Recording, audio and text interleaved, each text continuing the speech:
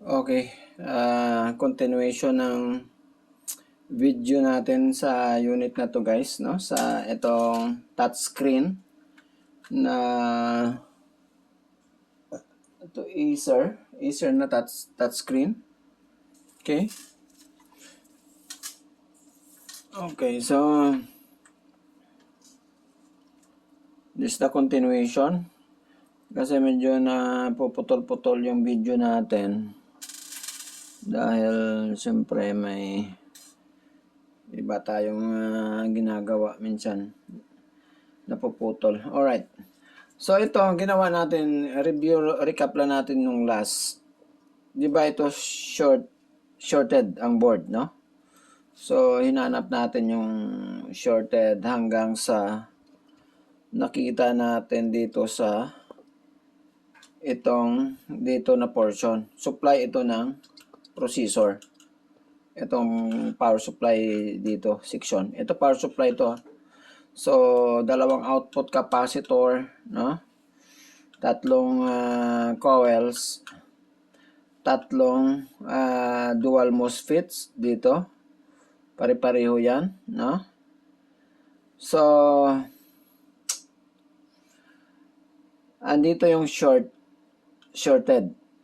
So, hindi ko sigurado kung saan dito kasi kahit saan ka dito mag-test is shorted. Ito sa tatlong coil with respect sa ground, no? Of course, kasi positive yan, di ba? Positive yung dumadaan sa coil. Okay?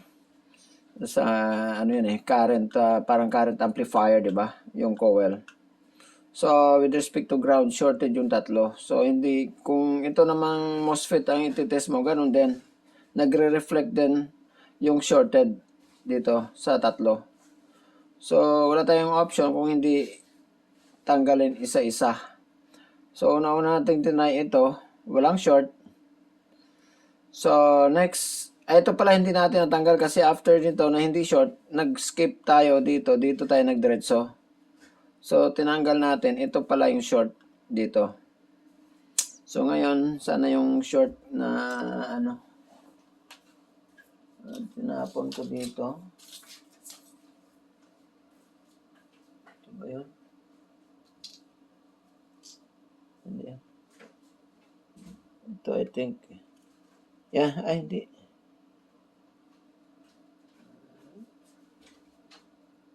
Parang tinapon ko dito eh. Basta yun na, isa. Ito na makita. Now, medyo mahirap itong MOSFET na to kasi dual siya, mahirap hanapin, no? So since marami naman tayong junk na motherboard, yan. So may nakita tayo dyan isang motherboard na mayroong ganitong MOSFET. Yan ang maganda pag marami kang spare na motherboard. Pero pag marami kang ganyan, no? Yan din ang patunay na marami kang hindi naayos na junk. So, yun lang ang hindi maganda. Kasi kung marunong ka, walang ganun kadaming junk. So, dahil hindi ka marunong, kaya marami kang junk. So, pero advantage pa rin dahil nakakakita ka ng mga piyasa na pwede mong ilipat doon sa iba. So, that's the reality, no? So, beginners lang naman tayo di ba? Hindi naman tayo master. So, for beginners lang. Lahat ng videos natin for beginners only to, no?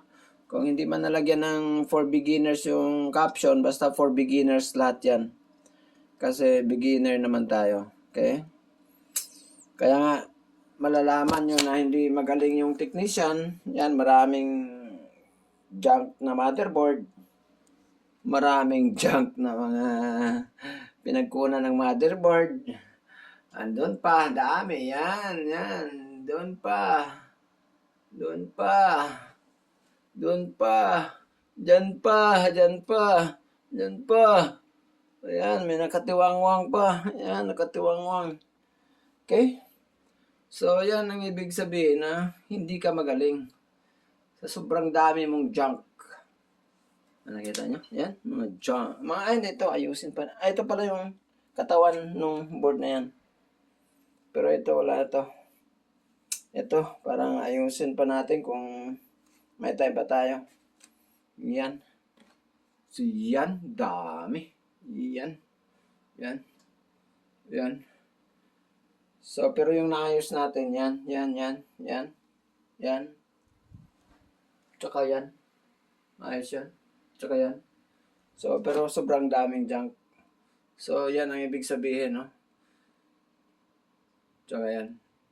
Yan mga functional na lahat yung mga amplifiers natin. Okay? Mayroon tayong Yamaha, mayroon tayong GBC, mayroon tayong Panasonic, mayroon tayong GBC, mayroon tayong Sony,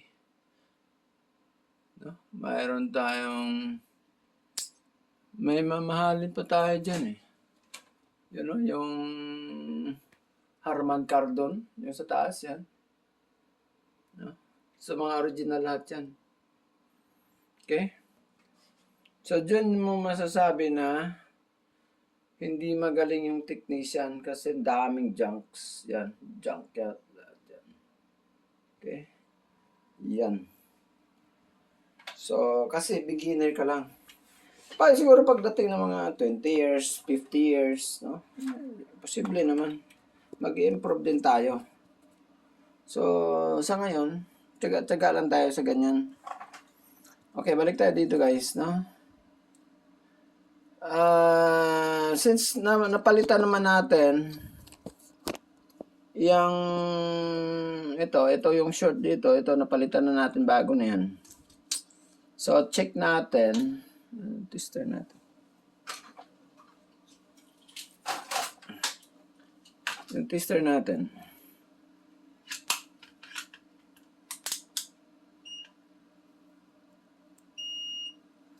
So, wala nang short with respect to ground, no? Positive sa ground, kahit saan dito. Dito. Oops! Ay. Kita nyo yan? Nakita nyo kung ilang ohms. Tingnan nyo. Ayan. Hanggang dyan lang yan. 14 to 13, no? So, hindi short yan. Okay, kahit tumutunog yung ano natin as short, ganon. Pero hindi, yan ang indication ng short. Yan yung resistance na yan hanggang papunta sa 0. Pero yung ganito, no? Kasi yan, nami-measure natin yung mismong connection papunta sa CPU. Okay? Pero pag tinanggal mo yung CPU, posibleng walang ganong reading. Hindi ganon. Okay? So, normal yan. Hindi yan short. Yan, ito. Hindi yan short ha. Hanggang dyan lang yan sa 14. Yan. So, whereas nung hindi pa natin napalitan to lahat yan, umabot siya ng almost 0 ohms. Okay? So, yan ang ano ninyo, no, na hindi nyo dapat ma-misinterpret na short ito dito sa ganong reading kasi tumutunog yung tester ninyo, no? Parang ganon, short circuit. So, pag mayroon siyang resistance na more than 10 ohms up, hindi short yun. Pero pag nag-drop na yung resistance to like 2, tuloy-tuloy hanggang 1, hanggang point something, so short yun. Okay? So, yun na, no? Wala nang short. So, try natin. Supply natin. Set natin yung... And another pa pala, no? Pag... Aside sa tester, no? Minsan, ang short circuit, nakakapasa yan sa tester, no? Sa... Mayroong shorted na hindi na-detect ng tester. Pero sa power supply, posibleng hindi makalusot yung short circuit. Pag may short circuit talaga yung board. Pag sinuplayan mo yan, no? Magda-drop yung voltage, magma-maximum yung current. For example, i-short mo tong yung supply natin. Parang ganun yung mangyari, oh. Yan. Nag-maximum yung current, short yung yung supply mo, ganito. Ito negative positive. Nag-short parang doon sa board, parang ito nag-short yung board. Ito. Nakita nyo? Nag-maximum yung current natin to 5 amperes. At nag-drop yung voltage natin to 0.45 from 5.76 volts. So, yan yung mga indication ng short circuit. Okay? Basta tumaas yung current beyond normal, sa tingin mo, beyond normal, ibig sabihin, may shorted yun. Okay? Diba? Sa Ohm's law, I is equals to E over R. So, yung E mo, like, for example, dyan sa power supply natin is 5.76 yung sinit up natin. Naka-maximum yung ang kaya ng power supply natin is 5 amperes, more or less. So, pag na I equals to E over R, your voltage is 5.76, yung R, dahil nag-short circuit, is 0, no? Almost 0. So, dapat infinity. Infinity talaga yung result. Because any number divided by 0 is infinity, right? Sa mathematics. So, kaya yung current mo, aabot talaga yun sa maximum na kayang abutin ng power supply, which is 5 point something amperes. Yun yung pinakataas niya na current. Kung halimbawa yung power supply mo is 10 amperes, talagang aabot niya ng 10 amperes. Pero yung voltage mo, magda-drop yan to lower than the normal supply voltage. Okay? So, yun yung mga indication. Alright, so balik tayo dito. So, supplyan natin.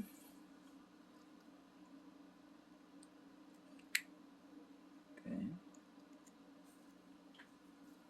Set natin yung supply natin to 19 volts. Very common na supply ng laptop is 19 volts. 19.5 up to 20 volts, no? 18.5. So, yun yung range, no? Say 18 to 20 volts. So, but ang pinakamarami is 19. Usually, ang supply.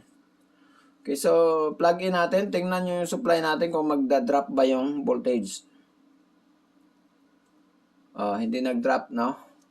Mayroon siyang normal standby. Uy. Ayan. Lost contact pala. Okay. So, mayroon siyang standby na 25 milliamperes, 13 milliamperes, no?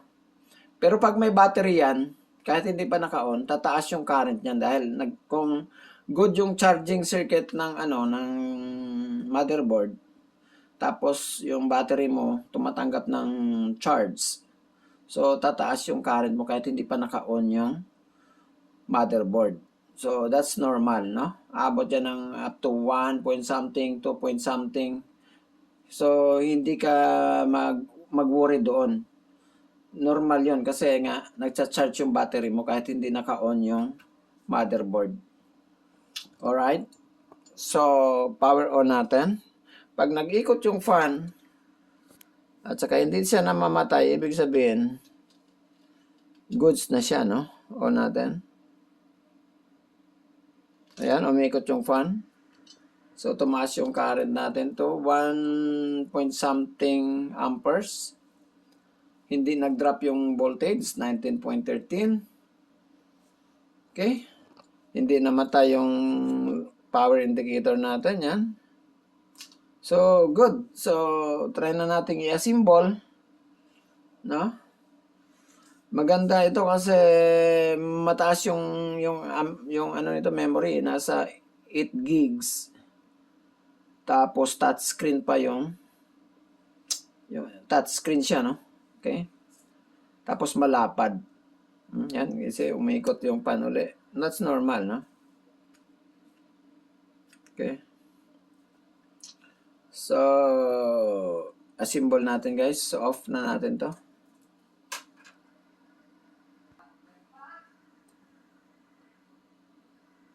Another problem pala nito is itong hinge niya. Yung dalawang hinge niya talaga. Basag na yung poste. Yan. At pati dito sa kabila, basag na. So, ibig sabihin, wala ng puwersa. Wala ng puwersa, no? Na, kumbaga, ano na, nabali na yung poste niya. Yung dalawang nitong, kinakabitan nitong screw bolt, no? Ito rin. Naangat na. So, yan, kita nyo. Kung masilip nyo, yan, no? Yung poste niya, nadala na, oh. Nadala na yung poste, oh. Yan, oh. Yan. Yan. Dapat yan nakataob pa yan dito sa plastic, no? So, ang gagawin natin dyan, epoxy na lang natin. Pero,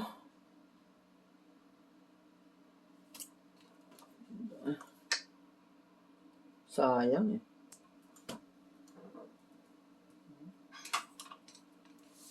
Sayang na sayang talaga to. Dapat magawa natin ng paraan yan. So, dapat kailangan natin ito ng steel epoxy, no? Yung hard epoxy talaga. Oh, wala na yun. Nalangkat eh.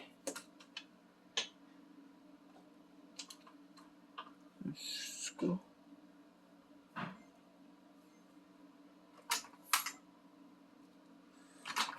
Ay, asan na?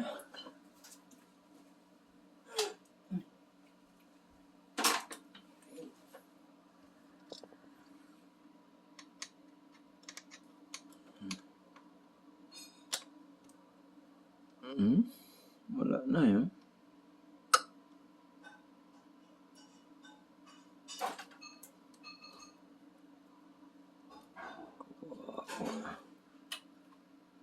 Subukan na lang natin. I-assemble muna natin to.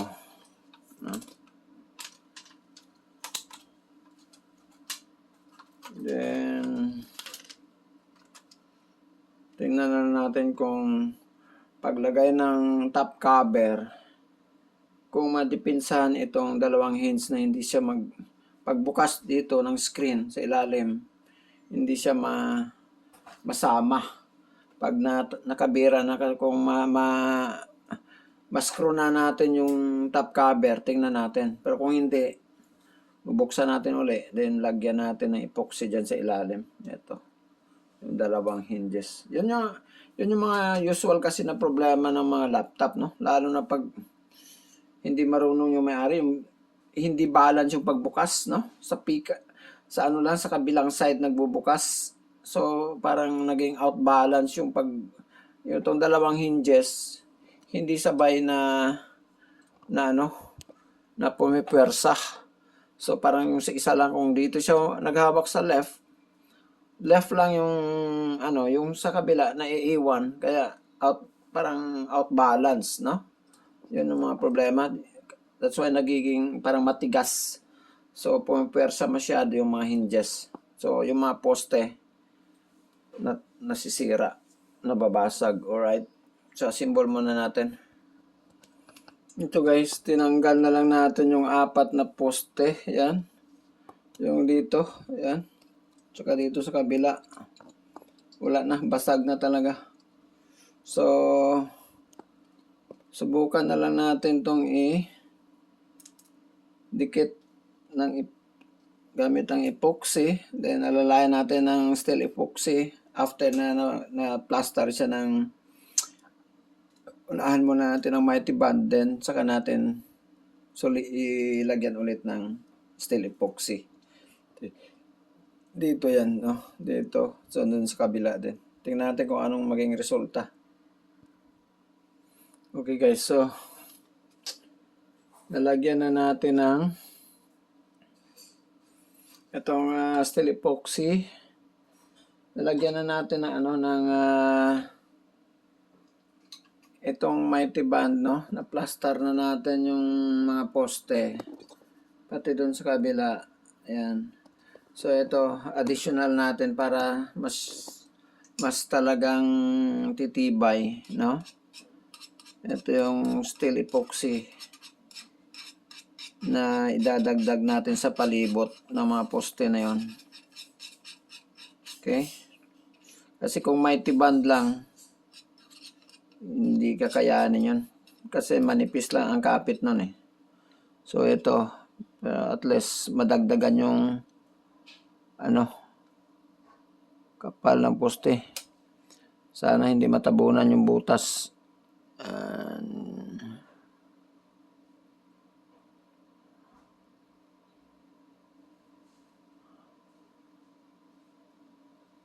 Para tumibay yung palibot.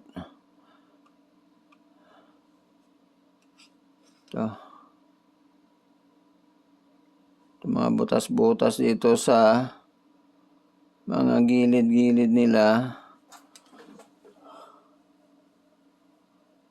Lagyan natin ng steel epoxy.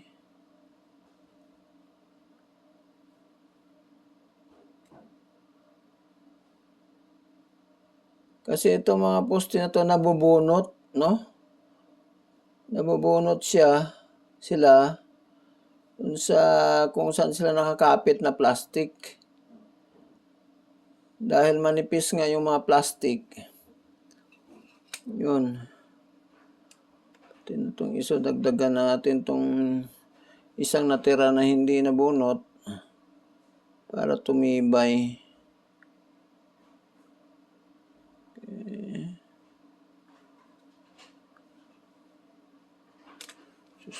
Na ano yung butas. Okay. Dito sa kabila.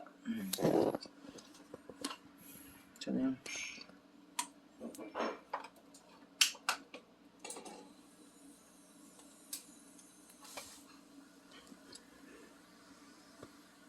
Yan. Yan.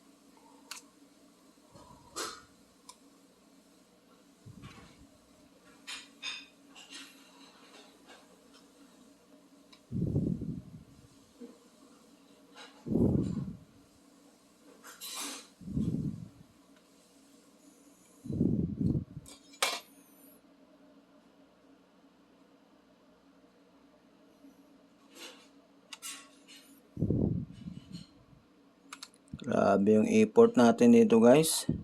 Sana yung makatanggap nito. Sobrang ingatan dahil grabe yung ginawa natin dito guys. Grabing sakripisyo natin dito sa mga unit na to bago matapos. Bago makondisyon. Sana yung makatanggap nito. Ingatan naman at saka pahalagahan naman ito. Grabing pinagdaanan natin dito. Hindi basta-basta.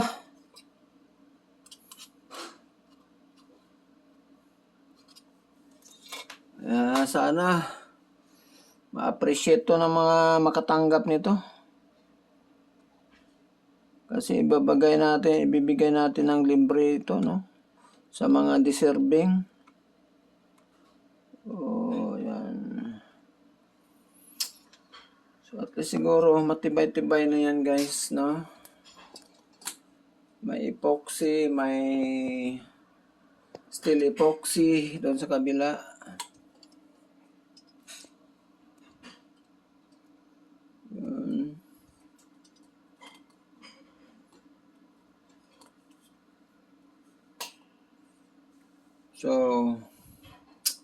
Dapat overnight to guys, no? Dito dapat galawin muna. Pero habang ano natin yan, pinapatigas pa natin yung steel epoxy, assemble muna natin dito yung ibang connection. Okay. Ito, saan papunta dito?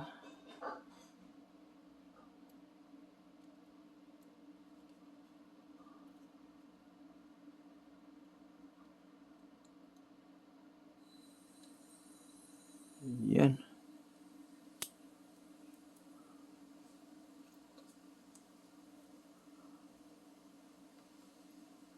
Uy, maluwang na. Bakit?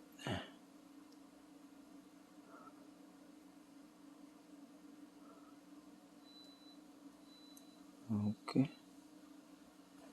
Goods na. Itong dito. Papunta to dito.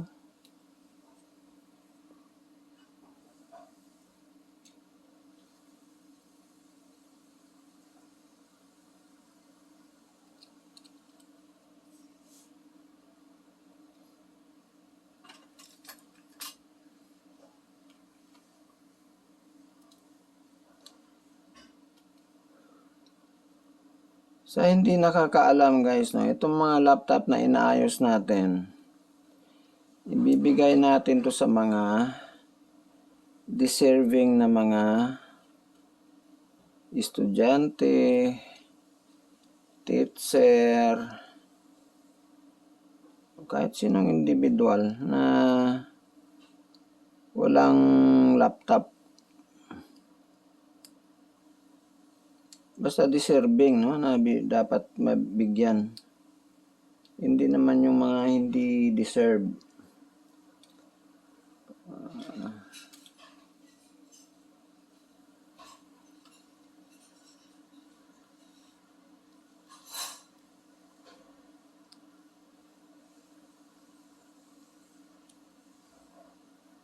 So, yung mga gustong makatanggap ng laptop, PM is the key, no? Tsak. Pinapahirapan mo ako, ah.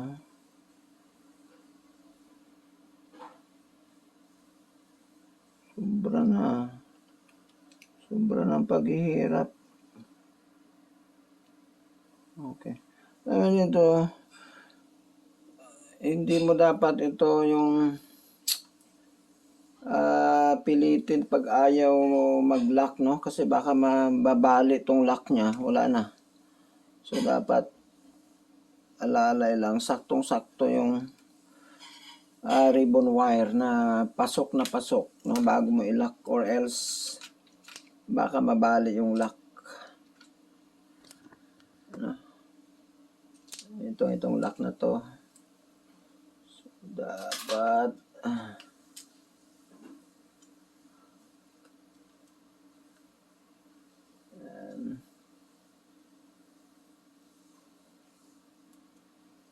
okay. Parang hindi pantay, ah.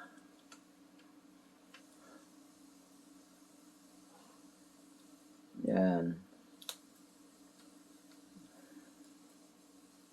So, dapat talaga straight yung ribbon wire pagpasok sa connector, no? Yan.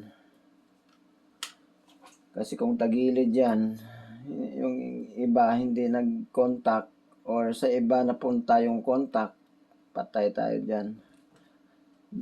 Back job tayo dyan. Back job. Mahirap yung back job guys, no? Ano yun? Nakaka-high blood.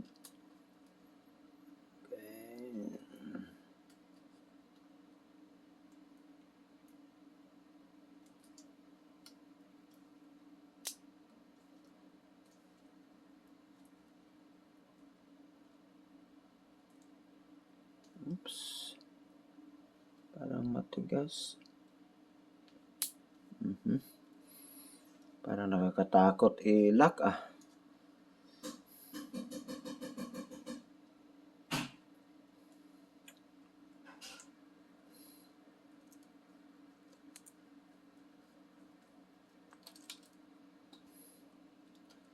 So, siguraduhin na lahat ng wire or connector na balik sa tamang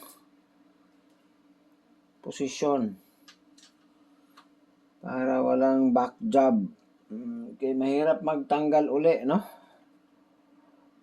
Like ito, parang ito, oh. Ayan. Saan yung power supply? Wala. Charging port. Ay, ito na. Nahulog. Itong charging port. Again guys, itong ginagawa natin, no? Pang beginners lang ito guys, ha?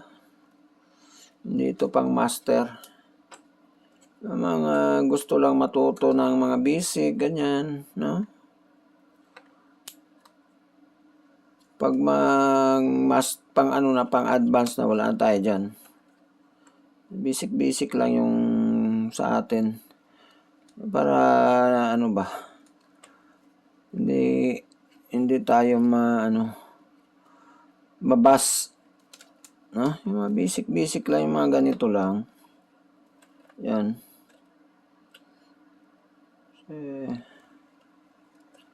Walang advance dito, for basic lang. For beginners only. Okay. Hindi naman tayo dyan sa yung mga ibang mga electronic vloggers na mga master na talaga yan sila. Yung mga magagaling sa mga amplifier, you know. Hindi yan mga basta-basta yan. Hirap yung mga amplifier na yan. Pumuputok yan. Mga TV. Sus, grabe. Ito atin. Maliit lang na mga bagay yung sa atin. Okay. Minor lang. Pag hindi maayos, junk. Ganun lang. Pag maayos, swerte. Okay.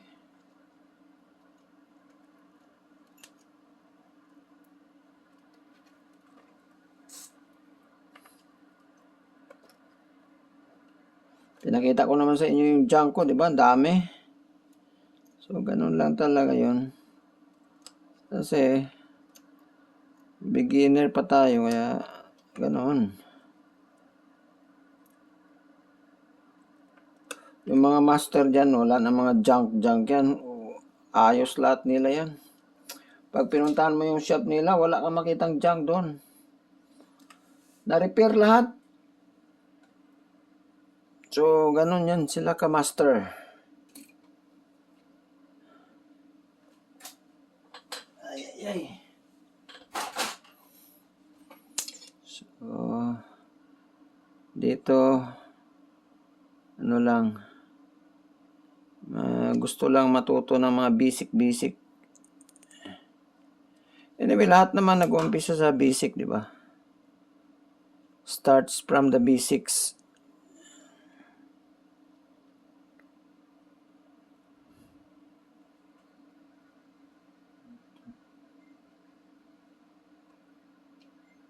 Lahat ng advance, nag-umpisa sa basic yan.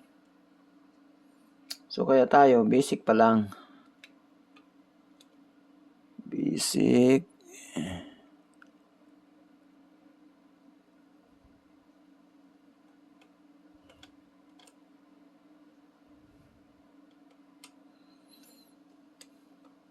Okay.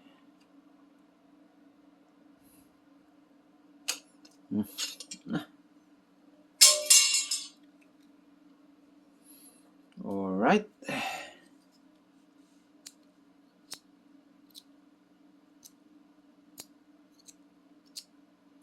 So, habang pinapatigas natin uli yung mga epoxy natin, i-try natin uli i-power on. Baka ayaw na mag-power, patay tayo dyan, back job na naman. Sige na lang. Palagi na lang back job. Sa totoo lang,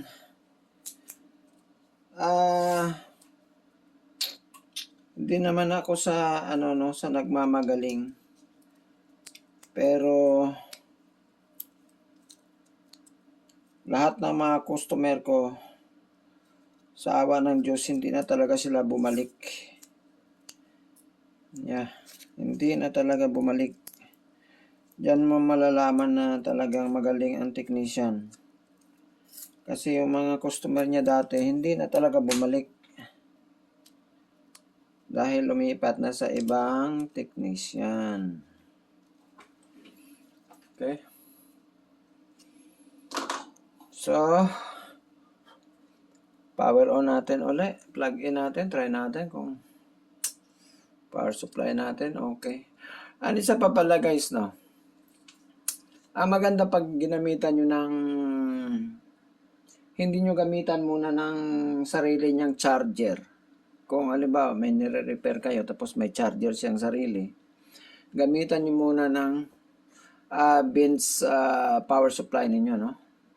Yung ginagamit nyo sa shop na power supply like ganyan.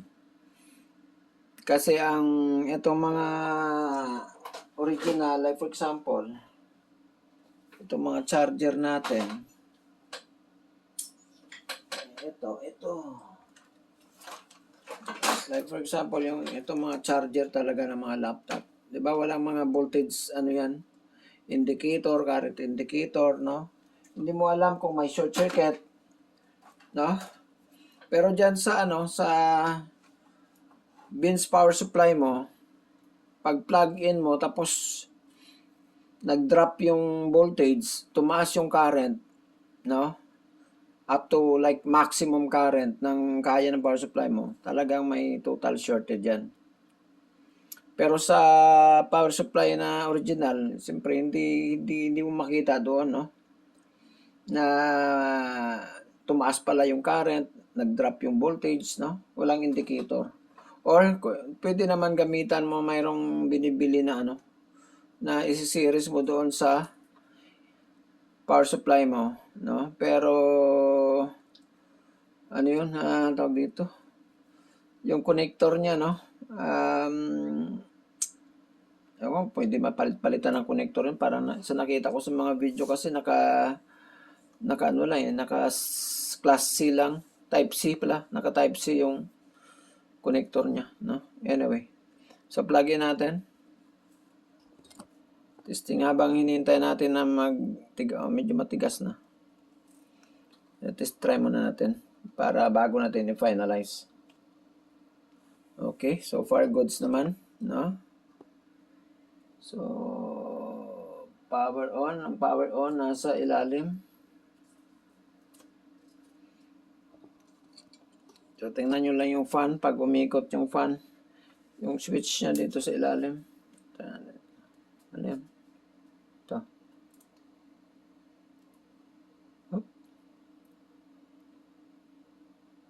Ayaw.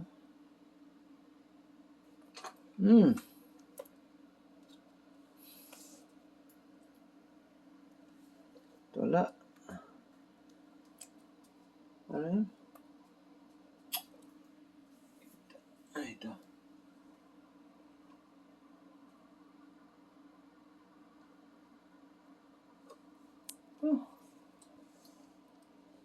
Wala.